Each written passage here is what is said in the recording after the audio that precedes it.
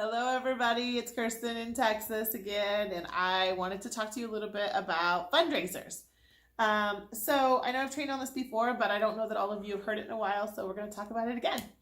So fundraisers are not our core business. They're never going to be our core business, but they're what I would call the gravy. So when you've got the meat and potatoes, the gravy makes everything better. So if you're running your party business and you're holding parties and you're doing whatever, if you can get a hold of a few fundraisers, you can make great extra money, and that's the gravy. So places that you can fundraise, schools have lots of fundraisers. So you have PTAs, and those are the big ones. But even in the school, in the smaller versions of it, they kind of work your way into getting into the PTA type things. Is like bands do fundraisers because they do trips and things. Sports teams do fundraisers. Cheerleaders do fundraisers. Any of that kind of stuff does fundraisers. Sports teams outside of school, like select teams, do fundraisers. I know my daughter's, sorry. My son is videoing and he's killing me right now. Anyway, my daughter's team has done fundraisers and things like that. So fundraisers are out there. People fundraise for breast cancer, like walks and things like that. Businesses sometimes do fundraisers, or they pick like a clothes for kids or whatever, and they raise money for different organizations. So there's lots of opportunities. I would highly suggest that you not only make a post on your wall or in your VIP group, but also if you're doing any kind of a fun Facebook party or thing like that, post in there in every single one of your parties. Do you do fundraisers, or do you have a referral of somebody that does? Tupperware has a fundraising line, and I'd love to give them the information. So if you use our fundraising catalog, 40% off the top goes straight to the organization. So if there's $1,000 in orders collected, 40%, so that $400 goes right off the top. So it's like that money never existed. It goes straight to the organization. And then the remaining 60% is what you get commission and paid off on. So if there's 600 left, you would get 25% of the 600 as your commission, and you would get sales credit as if you sold 600. So that 400 doesn't exist. The system would not look like you sold 1,000. It would look like you sold 600.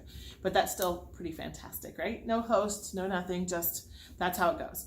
Now, I told you about places that fundraise, but I want to tell you how to, if you're going to go into like a PTA and you're going to give, they ask you to come into one of their meetings usually, and they want to like a pitch, if you will. Tell us about your fundraiser and why it's good. So I'm going to give you the pitch. So if you're going to go into like a school fundraiser, you want to go with a square of wrapping paper, something maybe this size, as big a candy bar as you can buy at the grocery store, and a piece of Tupperware. A lot of times I'll take a flat out, which are the bowls that pop in and pop out. If you don't have one of those, you pick something else. Pick something that's kind of unique. But I like flat outs because they're jaw-dropping and attention-getting. So even if we don't sell them right now, it's the point that they're attention-getting. And what you do is you wait for your turn. It's your turn to get up and talk to them. And you really only need 5 to 10 minutes. It's pretty fast. And you want to say, hi, my name is Kirsten with Tupperware, and I wanted to talk to you about our fundraiser. Well, first let me just say, what is this right here? And they're going to say, oh, that's wrapping paper. And say, no, this is the world's most expensive wrapping paper, but you bought it from a toothless 7-year-old. He's so cute, to support the school. And you wrapped up those presents and sent it off, and you're happy to support the school, and the wrapping paper's gone, and you haven't thought about it again. And they go, oh, ha, ha, ha, ha. Wait, what's that? I'm just using that as an example. Well, what is it? It's just a piece of paper. And then you say, what's this? And you hold up the candy bar, and they go, candy bar. And you go, no, it's the world's most expensive candy bar. You bought it from this cute little kid because we were supporting your school, this toothless 7-year-old, and you ate the candy bar and threw it away, and you haven't thought about it again. And then you go, what is this? And like if I have a flat out bowl, I'll go pop, pop, pop, pop, and all. Guys really love things that are engineered differently, and so if there's guys in the PTA, they're always like, oh, that's cool. And I go, oh, this is Tupperware. You bought it from a toothless 7-year-old 10 years ago, and it's still in your kitchen. You use it every single day. You love it. It has a lifetime warranty, and every time you use it, you think, oh, I supported that school, and you think of that cute little toothless 7-year-old, and you're so tickled that you made that purchase and that you're still using it. So obviously Tupperware for the win, right? Okay. So let me tell you how our monetary system goes for raising money. And I'm gonna say, so I usually get a piece of paper, and I usually have I'll get like a, it doesn't have to be super big, a big tablet or a black marker. I don't have a black marker with me right now because I'm in a hotel and all I could find was a pen. So hopefully you can read this when I write it. I'm gonna do my best. But if I was at a school, I would have a bigger, not an easel, but just a bigger tablet and a black marker. And I would say, okay, so how many kids are in your school? They'll tell you. I'm gonna pretend like this school has 600 kids. So I would write 600. And I'd say, okay, so you have 600 kids in your school. Where are you getting these words from? The stats would say that about a third of the kids participate in the fundraisers. So we're gonna divide that by 3 and say, you're gonna have 200 kids that participate roughly then. That's what the stats will say. So if you have 200 kids, and stats say that your average kid. My iPad's got no battery. Okay, honey, go plug it in. So. Plug it into the wall? Yeah, just go plug it in over there. So you're gonna take. Over where? Okay, honey, I will talk to you in a minute. I don't have a battery pack for it. So 200 kids. The average kid. I have nowhere to sit. This is my life right here. I have nowhere to sit. Okay, just a minute, sweetheart. Mama, there's nowhere to 200 kids. I will talk to you when my video's over. And where's the cord? Oh my gosh. Where's the needle button? Okay, so you have 200 kids, and they're going to participate, and the average kid that participates collects about 10 orders. Now, you're going to have some that collect 50 and some that collect, that's how it is. But the average amount of orders per kid is about 10 orders. So you're looking at about 2,000 orders total collected, okay? So one of the great things about Tupperware is that our average order size is bigger. So if you're selling candy bars, you're going to end up with maybe they're $2 a piece or $3 a piece, right? Well, it takes a lot of candy bars to make any money when they're $2 a piece. Our average Tupperware order is $50, okay? So here's the math on that. If you have 2,000 orders times average order of $50, you have $100,000 in sales. Ooh. That's a lot of Tupperware sold.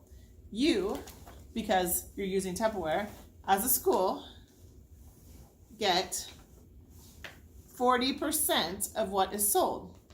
So, if you had $100,000 in orders times 40%, you're going to walk away at $40,000 in sales. In cash for the school. How well did you guys do for your last fundraiser? And they'll be like, oh, we raised, $4,000 or $5,000. I'm like, gosh, so $40,000 would be pretty awesome, right? But let's just pretend like your school is below average and you really just think that you're not going to get that 40,000, you're not going to get that kind of order or whatever. Let's just cut that in half and say that your school is half the average. Okay, so even at half, if you were to say we're going to only get $25 orders on average instead of 50, that would still be, if you did half, you're still looking at $20,000, right? So even if you did half at 50,000 times 40%, you'd still walk away at 20,000. That's still probably more than any fundraiser you've ever done. That is a fantastic deal. And that's where you end it. And you say, when is your next fundraiser? And when can we get this set up? I want to start helping you guys make some money. Now, after that's over and you get this fundraiser scheduled, the real kicker to making this successful is to get the teachers buy-in. So the teachers don't care about fundraisers. They do, but they don't really, because it's usually the PTA doing fundraisers. So if you can do something fun where you involve the teachers and maybe the teachers go against each other and the winning teacher gets a big $100 gift basket of Tupperware, or the winning class gets an ice cream party or pizza party or whatever, the best thing you can do is engage the kids and engage the teachers. And I usually go find like 3 or 4 fundraiser items that I think the kids would like and ask if I could have 3 minutes in every class and go around and I demo to every single class. Or if you can get in front of assembly, then demo in an assembly. Like if there was a Shape-O toy, I would say, so everybody that has a kid, you need to take this around and make sure they buy one of these, because every kid needs to have one of these. Or if there's anybody that's pregnant or going to have kids, or a grandma that has a grandbaby coming, or any of that. And you want to give the kids like 3 or 4 things that are your top 4 things and tell them who to go sell those items to, and you'll have a lot more orders as well. So that's how you make the fundraiser successful once you've got the fundraiser going. And then obviously get the teachers involved to make sure there's something in it for them. You're going to throw in prizes and all kinds of stuff. As far as a consultant, you make really good money on a fundraiser. So if you had $100,000 in sales, you're going to take 40% off the top, right? So that's 40,000 is off the top. So there's 60,000 left. If there's $60,000 left, if you take 60,000 times 25%, you're going to end up with 60,000 times 25% is $15,000 cash in your pocket. And that's before bonuses. So you're going to obviously cross over the 10% bonus, you're going to get another 6,000. If you're a manager, you're going to bonus off that. If you're a director, you're going to bonus off that. So you're looking at, before you even bonus at 21, you're looking at 15,000 before you even bonus, and they start bonusing and you're well over $20,000 in bonuses. In money in your pocket. So these fundraisers can be super profitable.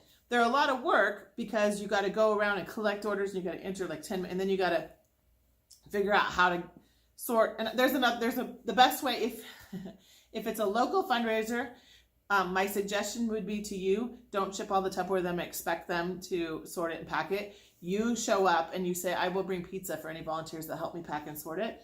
And then you print out the order forms per kid, per class. Okay, so you have a pile of per class. You get garbage bags because that's going to be the easy, or boxes, whatever, to sort it. And then you dump all of the Tupperware boxes because it is not going to come packed well. It's going to come all kittywampus. And you just take all of the Tupperware and dump it into one huge pile, and then you sort it. You put all the Shape-O toys in one pile. You put all the bowls in one pile. You put all the fridge smart in another pile. And you sort it all out like that. Then you take the order form for the kid, right? And you shop from the piles. You go, okay, one of these, bag, tag, right? And I stuck stickers on the outside that said classroom stickers, and then name stickers on the outside, and then a copy of the order form inside. I had a copy for me and a copy for them inside, okay? I also put a little coupon in every single order that said, call me back and mention you were part of this fundraiser and you get 10% off your next order. And I put a flyer for the next flyer in. It cost me a fair amount of money, but I got a lot of repeat business, so it was worth it. So that's how you handle a fundraiser. Obviously, they're a lot of money. They are some work, so don't think it's going to just be easy money, because you got to work and you got to pack it and sort it and do a lot of stuff on the tail end of it. But my goodness, $20,000 might be worth it, right? So hopefully that helps. That gets you excited about fundraisers. Please do not let this, my only hesitation of giving you fundraiser information is that you stop working your regular business and start focusing on fundraisers, and that's the worst thing you can do. Because you could go give this pitch to a PTA, and they could be looking for, they may already have their fundraiser set up for the fall, and they're looking for one in the spring of next year. So even if you land it, you may not do it for a year. So this can't be something that takes over your business. This is something that's the gravy. This is the extra in addition to all the parties you're already doing. Don't stop anything you're doing. This is just extra. All right? But if you get the extra right, it can be really good money. So good luck. I hope it's great. Love you guys. Talk to you soon.